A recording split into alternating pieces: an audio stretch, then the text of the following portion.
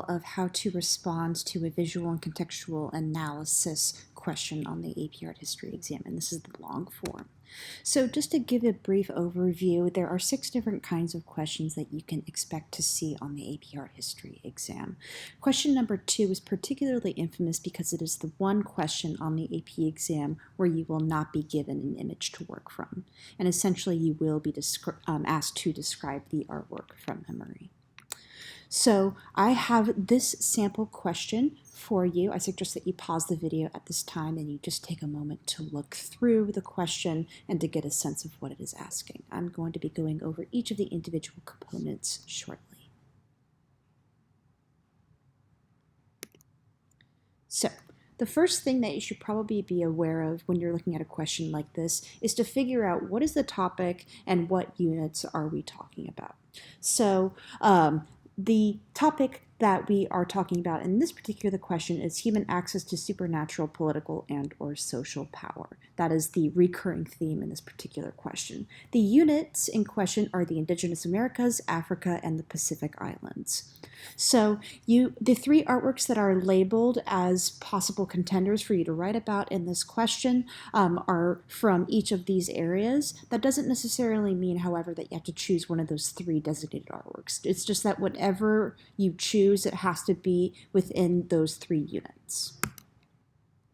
So one of the things that throws students off about the question is that there is no image provided. Therefore, you have to work with what you're given or think of another artwork that fits the unit topic described by the prompt. Sometimes you can give yourself something to work with by making a quick sketch of each of the mentioned artworks, or at least the ones that you remember. Obviously, if you can't remember what something looks like, then I recommend not choosing that artwork. What you end up showing in your doodle or drawing can be super helpful for determining things to write about for visual evidence. So I am a very visual learner. I love to draw and sketch. So one of the things that I immediately did was that I did some really quick doodles, obviously from memory, of each of these 3 artworks.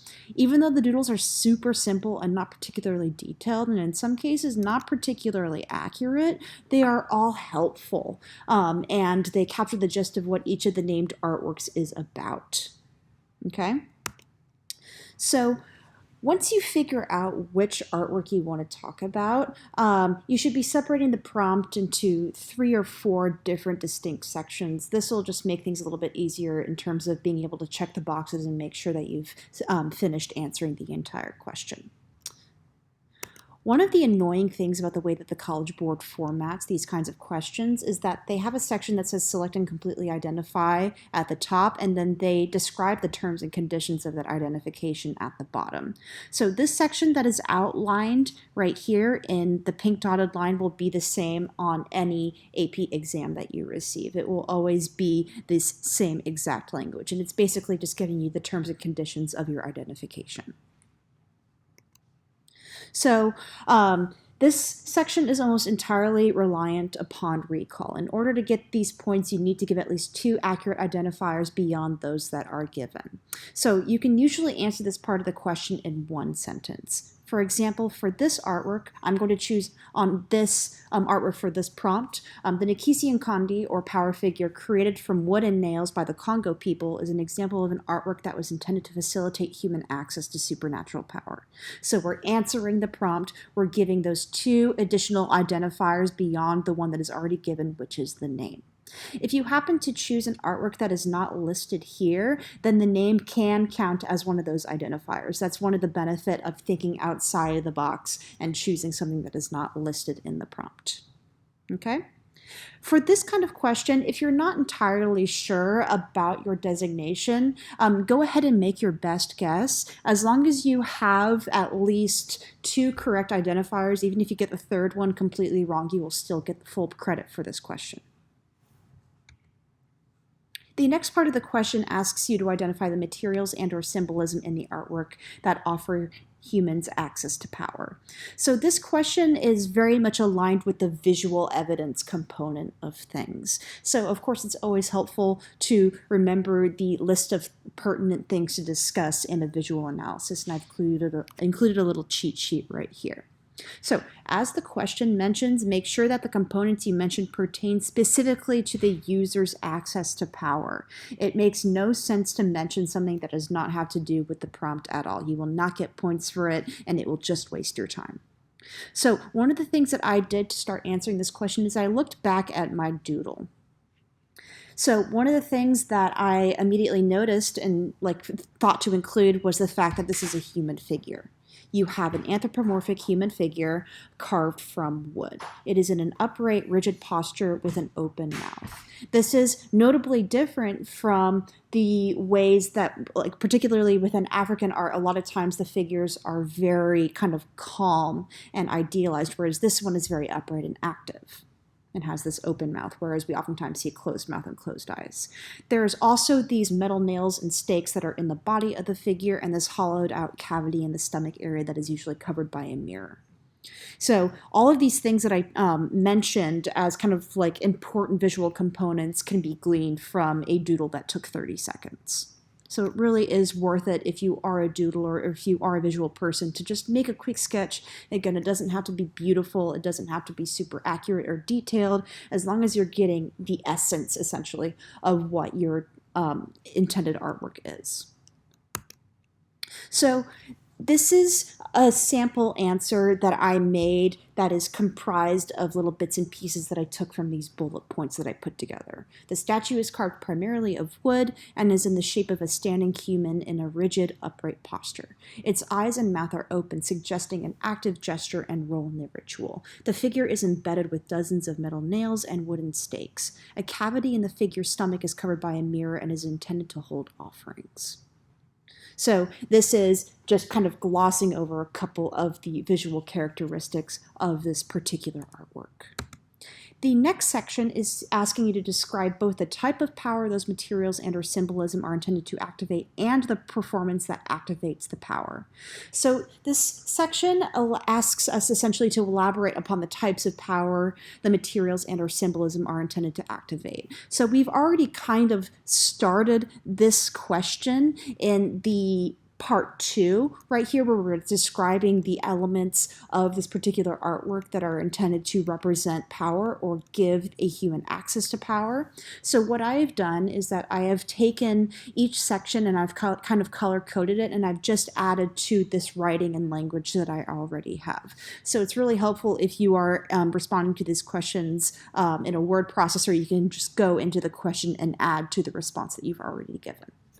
So what I'm essentially doing in this first part is giving some additional contextual information to support my visual evidence, saying that this statue is intended to house a spirit, and that the spirit housed within the figure can be activated to carry out a task, and then giving a couple of examples of those kinds of tasks. Saying it is used in rituals is not going to be descriptive enough. You need to describe the exact kind of ritual or the exact kind of action or power that is intended to be activated by this sort of object.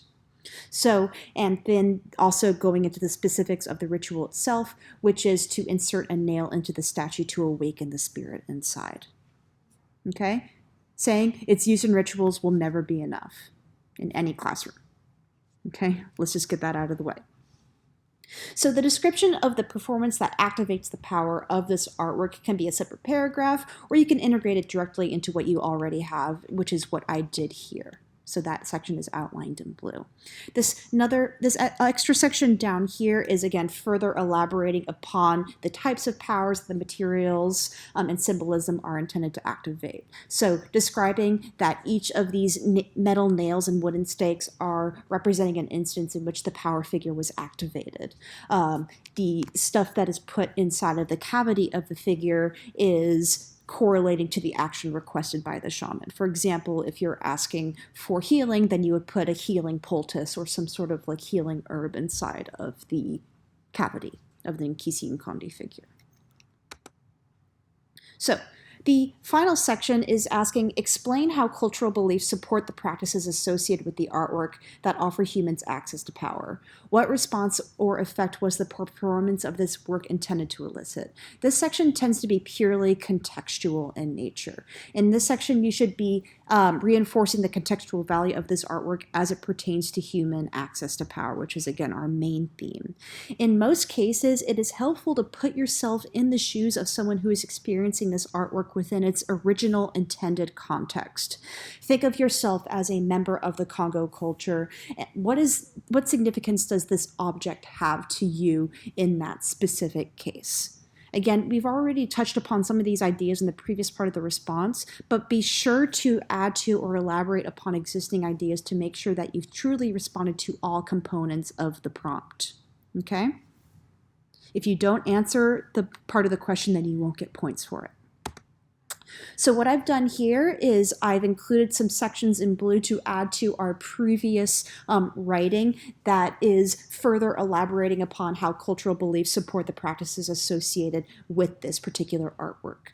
So I described, for example, like what a person does when they need to seek the advice of a shaman. I said in the Congo culture, conflicts within the community, such as injuries or disputes, are sometimes resolved through consulting a shaman, who is able to facilitate a supernatural solution through a ritual involving the Nkisi Nkondi, or power figure. Members of the Congo culture believed that spirits could occupy the physical world in vessels like power figures and cause things to happen, but would need to be motivated to action to achieve a desired outcome. So this is providing some context as to why a person would need an object like this and how they would go about seeking the assistance of this ritual object and the people who are responsible for activating it. So this next section right here is basically responding to the second half. What response or effect was the performance of this work intended to elicit? After the ritual was performed, it was thought that the spirit would carry out the will of the shaman, for example, healing an injury or bringing bad luck upon someone who breaks a promise or contract. This additional section at the very bottom is, again, kind of like a further emphasis of the particular role of this artwork within greater society. It says the role that Nkisi Nkondi had in sealing contracts and ensuring that promises were kept may have been one of many methods used by the Congo people to maintain social order in their communities. So again, thinking about you are a member of the Congo culture, what is the significance that this particular artwork has within the broader community? Oftentimes this has to do with social control or kind of correlating to some aspect of a cultural standard.